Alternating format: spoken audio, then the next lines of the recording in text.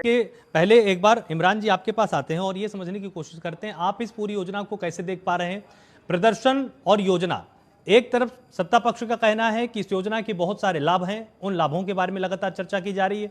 दूसरी तरफ से छात्रों का प्रदर्शन है, छात्रों का आरोप है कि हमारे भविष्य के साथ खिलवाड़ हो रहा है। आपको इसमें क्या कुछ नजर आ रहा है? देखिए, सबसे पहले मोदी सरकार ने नोटबंदी लाने का काम किया जिससे देश की अर्थव्यवस्था चौपट हुई। उसके बाद ये जीएसटी की योजना लेकर आते हैं जिससे व्यवसाय चौपट हुआ।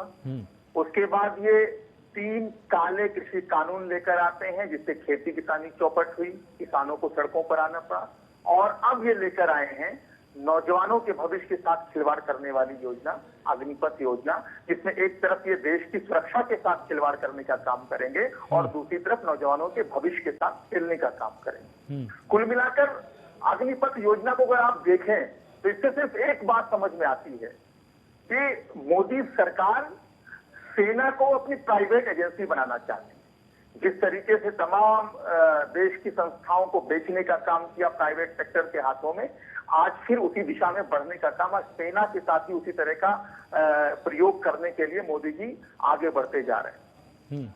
आप बताएं कि 4 साल तक आप रखेंगे जिसमें 2 साल ट्रेनिंग के पीरियड में और छुट्टियों में निकल जाएगा, सिर्फ 2 साल तक नौकरी करेंगे बच्चे, 6 महीने की ट्रेनिंग, उसके बाद उनको सड़क ट्रेनिंग 6 महीने की है, 6 महीने की ट्रेनिंग है, 2 साल की नहीं। चलिए, मैं कहता हूँ 4 साल तक आप उनको रखेंगे, 4 साल तक वो देश की सेवा करेंगे और उसके बाद उनको 4 साल के बाद आप लाकर सड़क पर छोड़ देंगे। उसके बाद वो क्या करेंगे, उनके पास क्या विकल्प है, उसके बाद का उनका भविष्य क्या होगा, इसकी कोई गारंटी का रोड मैप इनके पास नहीं है।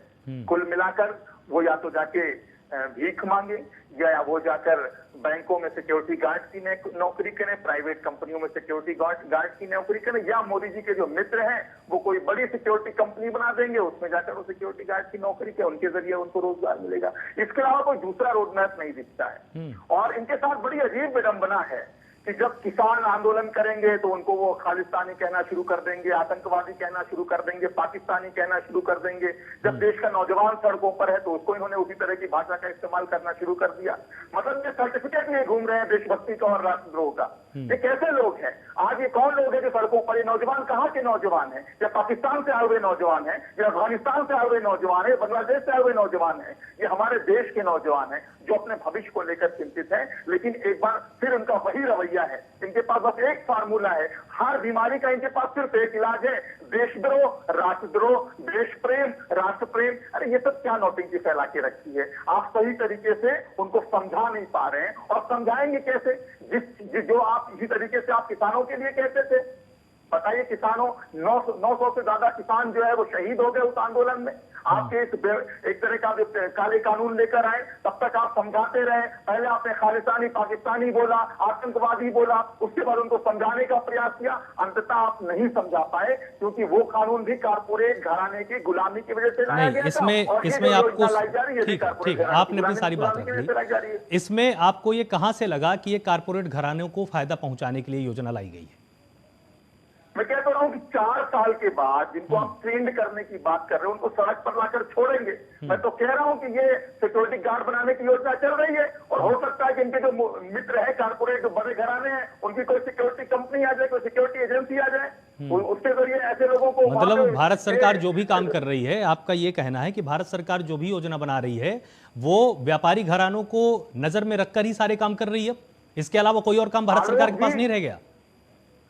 बिल्कुल नहीं रह गया। आलोक जी, जहां भी राष्ट्रवाद का चोंगा ओढ़कर हिंसा और नफरत फैलाए जाने का काम किया जाता है, पूरी दुनिया का इतिहास उठाकर देख लीजिएगा, उसके पीछे बेईमान पूंजीवाद छिपा होता है।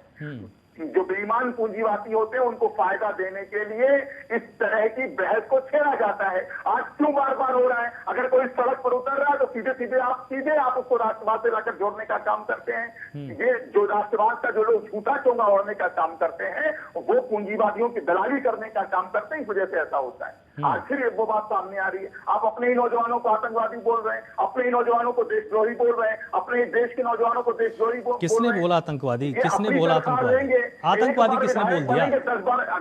नहीं, अगर किसी ने बोला तो आप, अगर किसी ने आतंकवादी नौजवानों को बोला है तो आप नाम लीजिए। और अगर नहीं बोला है तो इस अभी तरह का अभी बैठ के नहीं कब बोला? अभी भारतीय जनता पार्टी के सम्मानित प्रवक्ता बैठ के क्या कर रहे थे? राष्ट्र दो देशों का- आतंकवादी शब्द तो नहीं इस्तेमाल किया ना इन्होंने। तो बात रहे थे आतंकवादी नौजवानों को। नहीं, आतंकवादी और प्रदर्शन करने वाले नवयुवक में कोई अंतर नहीं है क्या? मैं कह रहा हूँ ये बात कौन ये अभी कौन जो है राष्ट्रद्रोही होने का, देश का दुश्मन होने का सर्टिफिकेट कौन बांट रहा था नहीं। आपके स्टूडियो में, आपके चैनल पे? हाँ। आप पूछिए, भारतीय जनता पार्टी के लोगों को हमेशा याद आती है। आज ये कह रहे हैं देश सेवा करें, और ये अगर 5 बार इनका नेता विधायक बनेगा तो 5 बार की पेंशन लेगा, उसमें 1 रुपया भी नहीं छोड़ेगा। मनोज जी। अरे ये अपनी पेंशन छोड़ दें, मनोज अपनी जी। तनख्वाह छोड़ दें, देश सेवा में नौजवानों को जो उनकी रोजमर्रा की जिंदगी का जो साधन होगा उसको छीनने में क्यों आमादा है?